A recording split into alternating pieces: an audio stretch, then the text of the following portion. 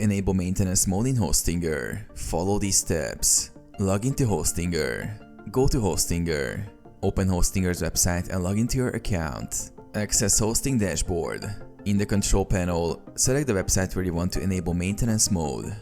Enable maintenance mode via WordPress. If you are using WordPress, go to WordPress Dashboard. Click on WordPress Dashboard under the Hostinger control panel. Install a maintenance plugin. Navigate to Plugins, Add New. Search for WP Maintenance Mode or a similar plugin. Click Install and then Activate. Enable Maintenance Mode.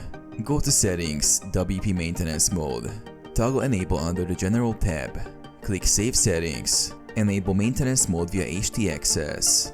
If your site isn't on WordPress, go to File Manager in Hostinger's control panel. Edit the htaccess file. Add the following code. Create a maintenance.html file. Design a simple HTML page notifying visitors of the maintenance. Disable maintenance mode. Once done, disable maintenance mode by deactivating the plugin or removing the htaccess rule.